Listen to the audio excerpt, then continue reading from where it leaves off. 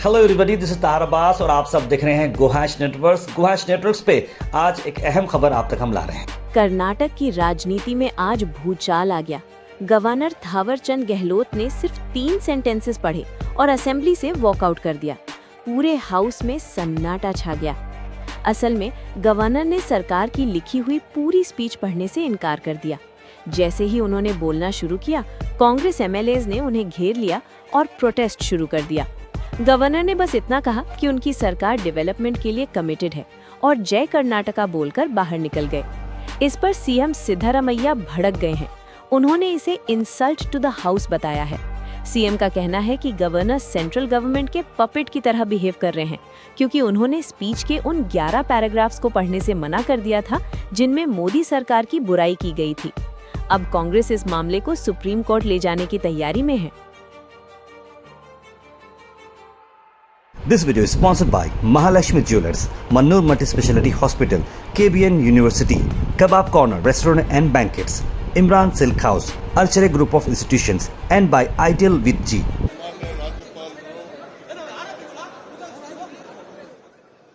ಪ್ರತಿ ವರ್ಷದ ಆರಂಭದಲ್ಲಿ ಜಂಟಿ ಅಧಿವೇಶನ ಸೇರಿದಾಗ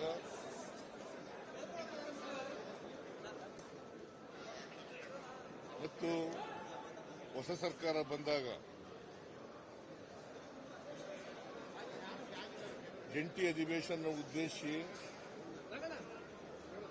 ಭಾಷಣ ಮಾಡತಕ್ಕಂಥದ್ದು ರಾಜ್ಯ ಸಂವಿಧಾನದ ರೀತಿಯ ರಾಜ್ಯಪಾಲರ ಕರ್ತವ್ಯ ಆರ್ಟಿಕಲ್ 176, 163 ಬಹಳ ಸ್ಪಷ್ಟವಾಗಿ ಹೇಳ್ತದೆ. ರಾಜ್ಯಪಾಲರು ಅವರು ತಯಾರು ಮಾಡಿದಂಥ ಭಾಷಣವನ್ನು ಓದಾಗಿಲ್ಲ. ಕ್ಯಾಬಿನೆಟ್ ಏನ್ ಪ್ರಿಪೇರ್ ಮಾಡಿಕೊಡ್ತದೆ, ಸರ್ಕಾರದ ಸಚಿವ ಸಂಪುಟ ಏನ್ ತಯಾರು ಮಾಡ್ತದೆ ಭಾಷಣ, ಆ ಭಾಷಣವನ್ನು ಓದಲೇಬೇಕು.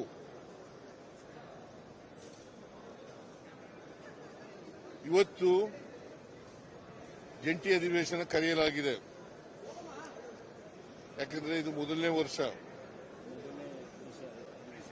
ಮತ್ತೆ ಮೊದಲನೇ ಜಂಟಿ ಅಧಿವೇಶನ, ಜೊತೆಗೆ ವಿಶೇಷ ಅಧಿವೇಶನ ಕೂಡ ಕರೆದಿದೆ. ಕಾರಣ ಯಾಕಪ್ಪ ಅಂತಂದ್ರೆ ಮಹಾತ್ಮ ಗಾಂಧಿ ಉದ್ಯೋಗ ಭರವಸೆ ಯೋಜನೆ ಅದನ್ನು ರದ್ದು ಮಾಡಿ ಅದನ್ನು ರಿಪೀಲ್ ಮಾಡಿ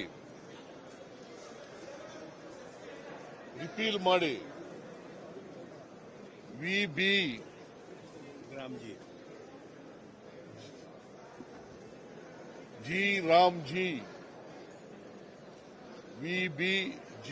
ರಾಮ್ಜಿ ಕಾಯ್ದೆಯನ್ನು ಹೊಸದಾಗಿ ಮಾಡಿದ್ದಾರೆ. ನಮ್ಮ ಸರ್ಕಾರದ ತೀವ್ರ ವಿರೋಧ ಇದೆ.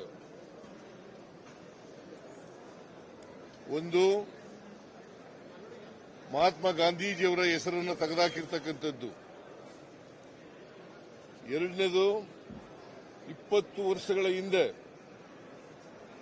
2005 ಮನಮೋಹನ್ ಸಿಂಗ್ ರವರು ಪ್ರಧಾನಮಂತ್ರಿಯಾಗಿದ್ದಾಗ ಅವರು ಡೈರೆಕ್ಟಿವ್ ಪ್ರಿನ್ಸಿಪಲ್ಸ್ ನಲ್ಲಿರ್ತಕ್ಕಂಥ ಸಂವಿಧಾನದ ನಿರ್ದೇಶನಗಳಲ್ಲಿರ್ತಕ್ಕಂಥ right to work, right to food, right to education, right to information, ಈ ಕಾಯ್ದೆಗಳನ್ನು ತಂದಿದ್ರು. ಉದ್ದೇಶ ರೈಟ್ ಟು ವರ್ಕ್ ಕಾಯ್ದೆ ತಂದದ್ದು ಉದ್ದೇಶ ಏನಪ್ಪಾ ಅಂತಂದ್ರೆ ಹಳ್ಳಿಗಾಡಿನಲ್ಲಿ ಇರ್ತಕ್ಕಂಥ ಬಡ ಕಾರ್ಮಿಕರಿಗೆ ವರ್ಷದಲ್ಲಿ 100 ದಿನಗಳ ಕಾಲ, ಕನಿಷ್ಠ 100 ದಿನಗಳ ಕಾಲ ಉದ್ಯೋಗವನ್ನು ಕೊಡಬೇಕು ಅಂತಕ್ಕಂಥ ಉದ್ದೇಶದಿಂದ ಇದರಲ್ಲಿ ದಲಿತರು, ಕಾರ್ಮಿಕರು ಮತ್ತು ಮಹಿಳೆಯರು, ಸಣ್ಣ ರೈತರು ಇದರಲ್ಲಿದ್ದಾರೆ.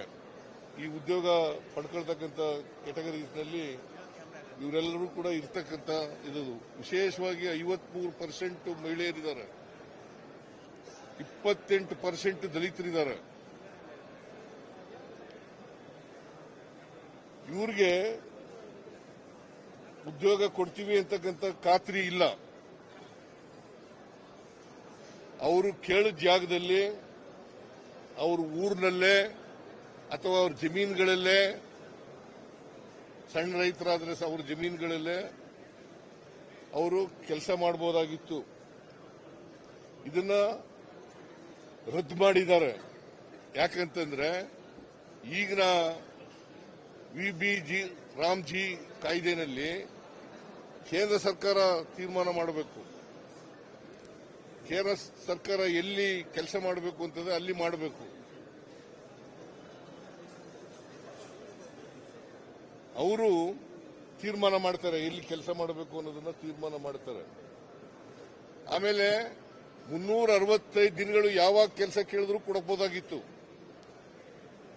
ಯಾವಾಗ ಕೆಲಸ ಕೇಳಿದ್ರು ಕೂಡ ಕೊಡಬೇಕಾಗಿತ್ತು. ಅದು ಸರ್ಕಾರದ ಕರ್ತವ್ಯ. ಜೊತೆಗೆ ಆಕ್ಷನ್ ಪ್ಲಾನ್ ಮಾಡ್ತಕ್ಕಂಥದ್ದು ಆಯಾಯ ಪಂಚಾಯಿತಿಗಳು, ಆಕ್ಷನ್ ಪ್ಲಾನ್ ಮಾಡ್ತಕ್ಕಂಥದ್ದು ಪಂಚಾಯಿತಿಗಳು, ಗ್ರಾಮ ಸಭೆಗಳು. ಇದನ್ನ ಈ ಕಾಯ್ದೆನಲ್ಲಿ, ಹೊಸ ಕಾಯ್ದೆನಲ್ಲಿ G Ram G VBG Ram G ಕಾಯ್ದೆನಲ್ಲಿ ಇಲ್ಲ. ವಿರೋಧ ಪಕ್ಷದವರು ಅದನ್ನು ಉದ್ದೇಶಪೂರ್ವಕವಾಗಿ ಡಿಫೆಂಡ್ ಮಾಡ್ಕೊತಾ ಇದ್ದಾರೆ. ಯಾಕಂತಂದ್ರೆ ಇವ್ರಿಗೆ ಯಾವುದೇ ಸ್ವಾತಂತ್ರ್ಯ ಇಲ್ಲ.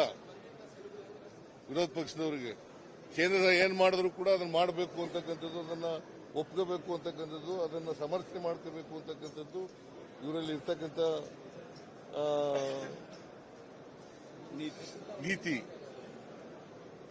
ನೀತಿ. ಅದರಿಂದ ನಾವು ಅದನ್ನ ವಿರೋಧ ಮಾಡಿದ್ದೀವಿ. ಅದನ್ನ ಕ್ಯಾಬಿನೆಟ್ ರಾಜ್ಯಪಾಲರ ಭಾಷಣದಲ್ಲಿ ಸೇರಿಸಿತ್ತು. ಮರುಸ್ಥಾಪನೆ ಮಾಡಬೇಕು ಅಂತ ನಮ್ಮ ಉದ್ದೇಶ ಏನಪ್ಪಾ ಅಂತಂದ್ರೆ, ಅದರಲ್ಲಿ ಮನ್ರೇಗಾದಲ್ಲಿ ಉದ್ದೇಶ ಏನಪ್ಪಾ ಅಂತಂದ್ರೆ ಮನ್ರೇಗವನ್ನ ಮರುಸ್ಥಾಪನೆ ಮಾಡಬೇಕು.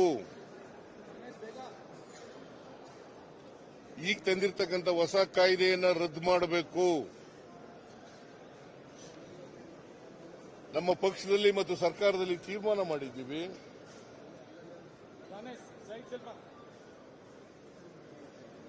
ಮನ್ರೇಗವನ್ನ ಮತ್ತೆ ಪುನರ್ಸ್ಥಾಪನೆ ಮಾಡೋವರೆಗೆ ಹೋರಾಟ ನಿರಂತರವಾಗಿ ನಡೀತದೆ. ಯಾವ ಮಾದರಿನಲ್ಲಿ ಅಂತಂದ್ರೆ, ರೈತ ವಿರೋಧಿ ಕಾಯ್ದೆಗಳನ್ನು ತಂದಿದ್ರಲ್ಲ, ಅವುಗಳನ್ನು ವಾಪಸ್ ತಕೊಂಡ್ರಲ್ಲ, ಅಲ್ಲಿವರೆಗೂ ಕೂಡ ನಾವು ಹೋರಾಟವನ್ನ ಮುಂದುವರಿಸತಕ್ಕಂಥ ಕೆಲಸವನ್ನ ಮಾಡ್ತೀವಿ. ಆದರೆ ರಾಜ್ಯಪಾಲರು ಕ್ಯಾಬಿನೆಟ್ ತಯಾರು ಮಾಡದಂತ ಭಾಷಣವನ್ನ ಓದ್ದೇನೆ ಅವರೇ ತಯಾರು ಮಾಡದಂತ ಒಂದು ಪ್ಯಾರಾ ಭಾಷಣವನ್ನು ಓದಿ ಸಂವಿಧಾನದ ವಿಧಿಗಳಿಗೆ ವಿರೋಧ ಮಾಡಿದ್ದಾರೆ, ಉಲ್ಲಂಘನೆ ಮಾಡಿದ್ದಾರೆ. 176, 163 ಇಟ್ಸ್ ವೆರಿ ವೆರಿ ಕ್ಲಿಯರ್. ಈ ಶಲ್ राज्य ERC shall read the speech prepared by the cabinet of the government.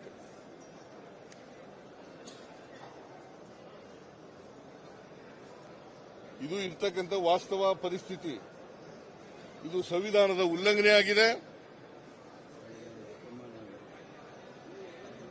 ಮತ್ತೆ ಜನ ಪ್ರತಿನಿಧಿಗಳ ಸಭೆಗೆ ಅವಮಾನ ಆಗಿದೆ. ಇದು ಮೊದಲಿಂದ ನಡ್ಕೊ ಬಂದಿರತಕ್ಕಂಥ ಪದ್ಧತಿ. ಸಂವಿಧಾನ ಬಂತವಿಂದ ಅಸೆಂಬ್ಲಿಗಳು, ಪಾರ್ಲಿಮೆಂಟ್ಗಳು ಪ್ರಾರಂಭ ಆದ್ಮೇಲೆ ನಡ್ಕೊ ಬಂದಿರತಕ್ಕಂಥ ಸಂವಿಧಾನ ಬದ್ಧವಾದಂಥ ವಿಚಾರ. ಇದನ್ನ ಉಲ್ಲಂಘನೆ ಮಾಡಿದ್ದಾರೆ. ಇದನ್ನ ನಮ್ಮ ಸರ್ಕಾರ ಪ್ರತಿಭಟನೆ ಮಾಡ್ತದೆ, ನಮ್ಮ ಪಕ್ಷ ಪ್ರತಿಭಟನೆ ಮಾಡ್ತದೆ, ನಮ್ಮ ಎಂಎಲ್ಎಗಳು ಪ್ರತಿಭಟನೆ ಮಾಡ್ತಾರೆ, ಎಂಎಲ್ಸಿಗಳು ಪ್ರತಿಭಟನೆಯನ್ನು ಮಾಡ್ತಾರೆ. ಇಡೀ ರಾಜ್ಯದಲ್ಲಿ ನಾವು ಹೋರಾಟವನ್ನು ಹಮ್ಮಿಕೊಂಡಿದ್ದೀವಿ. ರಾಜ್ಯಪಾಲರು ಕೇಂದ್ರ ಸರ್ಕಾರದ ಕೈಗೊಂಬೆಯಂತೆ ವರ್ತಿಸಿದ್ದಾರೆ.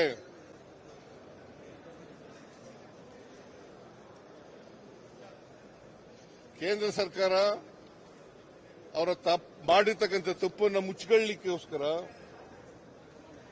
ರಾಜ್ಯಪಾಲರ ಕೈಲಿ ಬೇರೆ ಭಾಷಣವನ್ನು ಓದಿಸಿದ್ದಾರೆ. ಇದು ಸಂವಿಧಾನ ಬಾಹಿರ, ಸಂವಿಧಾನದ ಉಲ್ಲಂಘನೆ. ಅವರ ಕರ್ತವ್ಯವನ್ನ ಪಾಲನೆ ಮಾಡಿಲ್ಲ, ಅವರ ಜವಾಬ್ದಾರಿಯನ್ನ ಪಾಲನೆ ಮಾಡಿಲ್ಲ. ನಾವು ಓದಿರ್ತಕ್ಕಂಥ ಭಾಷಣ ಈಗಾಗಲೇ ಎಲ್ಲ ಎಂಎಲ್ಎಗಳಿಗೆ, ಎಂಎಲ್ಸಿಗಳಿಗೆ ಡಿಸ್ಟ್ರಿಬ್ಯೂಟ್ ಮಾಡಿದ್ದೀವಿ.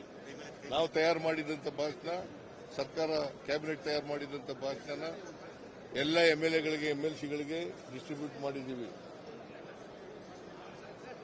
ಅದು ನಾನು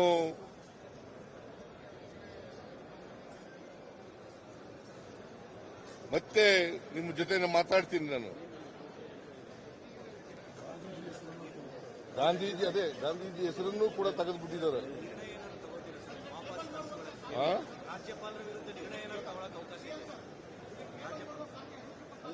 ಇಲ್ಲ, ನಾವು ಕೋರ್ಟ್ಗೆ ಹೋಗ್ಬೇಕು, ಸುಪ್ರೀಂ ಕೋರ್ಟ್ನಲ್ಲಿ ಮೊಕದ್ದಮೆನ ಹೂಡಬೇಕು ಬೇಡವೋ ಅಂತಕ್ಕಂಥದ್ದನ್ನು ವಿಚಾರ ಮಾಡಿ ನಿಮಗೆ ತಿಳಿಸ್ತೀನಿ.